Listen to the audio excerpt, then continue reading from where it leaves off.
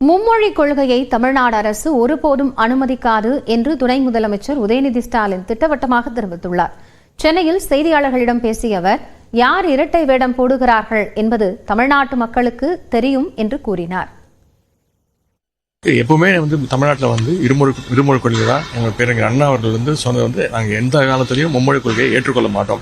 அதை குறுக்கு வழியில் திணிக்க முயன்று எந்த வழியில் முயன்றாலும் அது எந்த நேரத்திலும் எந்த காலத்திலும் எந்த சுச்சுவேஷனையும் எந்த சூழ்நிலையும் தமிழக அரசு அனுமதி தமிழ்நாட்டு மக்கள் அதை அனுமதிக்க மாட்டாங்க. நாடு முழுவதும் அனைத்து மாநிலம் ஏற்றுக்கொண்டாங்க. தமிழ்நாடு, கேரளா, மேற்குவங்கம் மட்டும்தான் ஏற்றுக்கொள்ளல அப்படிங்கறதே ஒரு நாடு முழுக்க ஏற்றுக்கொண்டு நாங்கள் ஏற்றுக்கொள்ளணும்னு அவசியம் கிடையாது.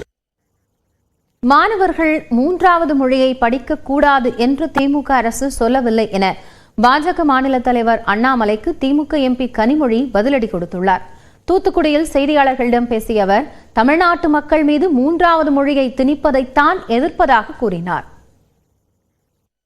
திராவிட முன்னேற்ற கழகத்துக்கோ இல்லைன்னா தமிழ்நாடு அரசோ தமிழக மக்களோ யாரும் எந்த மொழியும் படிக்கக்கூடாதுன்னு யாரும் சொன்னதில்லை.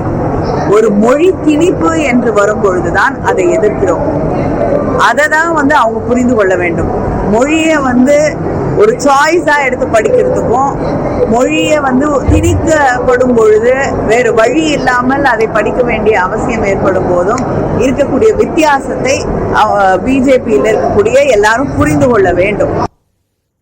சென்னை பல்கலைக்கழகத்தில் ஆராய்ச்சி படிப்புகளின் கட்டணங்கள் உயர்த்தப்படுவதாக செய்தி வெளியாகும் நிலையில் அதுபோன்று ஒரு சூழல் இருப்பதாக அறியவில்லை என்று உயர்கல்வித்துறை அமைச்சர் கோவி செழியன் தெரிவித்துள்ளார்.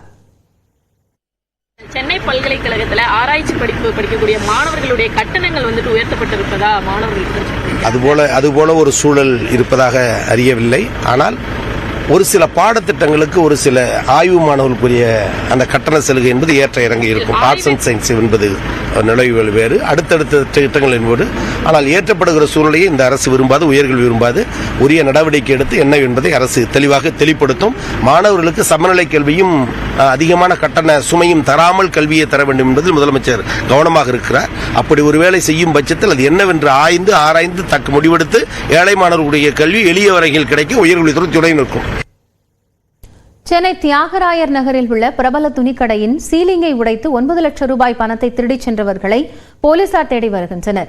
சென்னை தியாகராய நகரில் பிரபல ஜவுளி கடையான குமரன் சில்க்ஸ் செயல்பட்டு வருகிறது. இந்த கடையின் 4வது மாடியில் உள்ள சீலிங்கை உடைத்து உள்ளே புகுந்த மர்ம நபர்கள் பணப்பெட்டியின் பூட்டை உடைத்து பணத்தை திருடியதாக கூறப்படுகிறது. சுமார் 9 லட்சம் ரூபாய் பணம் திருட்டு போனதாக சொல்லப்படும் நிலையில் மாம்பலம் போலீசார் வழக்கு பதிவு செய்து விசாரணை நடத்தி வருகின்றனர். திருப்பரங்குன்றத்தில் உள்ள மலையில் பக்தர்கள் எந்தவித கட்டுப்பாடுமின்றி ஏறி சென்று வழிபட நடவடிக்கை எடுக்கப்படும் என்றும், இல்லையேல் இந்து அறநிலையத்துறை கோயிலை விட்டு வெளியேற வேண்டும் என்றும் மத்திய இணையமைச்சர் எல் முருகன் தெரிவித்துள்ளார். திருப்பரங்குன்றத்தில் உள்ள மலையில் அமைந்துள்ள தர்காவில் ஆடு, கோழி பலியிடக்கூடாது என இந்து அமைப்புகள் எதிர்ப்பு தெரிவித்து வரும் நிலையில் அங்குள்ள சுப்பிரமணிய சுவாமி கோயிலில் மத்திய இணையமைச்சர் எல் முருகன் வழிபட்டார். இந்து முன்னணி தலைவர் காடேஸ்வர சுப்பிரமணியன் உள்ளிட்டோரும் அவருடன் சென்றனர். பின்னர் செய்தியாளர்களை சந்தித்த எல் முருகன், ஒட்டுமொத்த மலையும் முருகனுக்கே சொந்தம் என்று கூறினார். பின்னர் அவர் பாஜக நிர்வாகிகளுடன் மலை மீது ஏறி காசி விஸ்வநாதன் கோயிலில் வழிபாடு நடத்தினார். அப்போது தடுத்து நிறுத்திய காவல்துறையினர் எல் முருகனுடன் 4 பேருக்கு மட்டுமே அனுமதி அளித்தனர். இதனால் அங்கு சற்று நேரம் சலசலப்பு ஏற்பட்டது.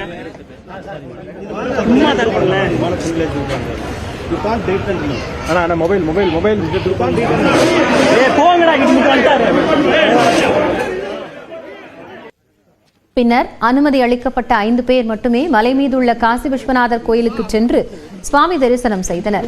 பழைய பாதை வழியாக மலை மீது ஏறி சுவாமி தரிசனம் செய்துவிட்டு மலைக்கு பின்புறம் உள்ள புதிய படிக்கட்டு வழியே கீழே இறங்கிய எல் முருகன் செய்தியாளர்களை சந்தித்தார். அப்போது மலையில் பராமரிப்பே இல்லை என்றும் எங்கு பார்த்தாலும் குப்பையாக காட்சியளிப்பதாகவும் சாடினார்.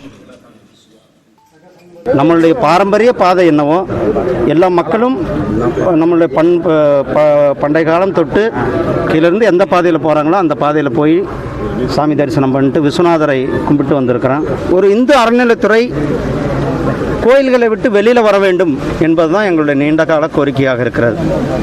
இந்து அறநிலையத்துறை அவர்கள் பாருங்கள், இங்கே அந்த பராமரிப்பு என்பது ரொம்ப ஜீரோ. உடனடியாக இந்த பராமரிப்பில் ஈடுபட வேண்டும். பக்தர்களுக்கு எந்தவித கட்டுப்பாடும் இல்லாமல் பக்தர்கள் மேலே போய் சாமி கும்பிட்டு வர்றதற்கான வழிவகை செய்ய வேண்டும். இல்லைன்னா அவர்கள் கோயிலை விட்டு வெளியில் வர்றதா சிறப்பு.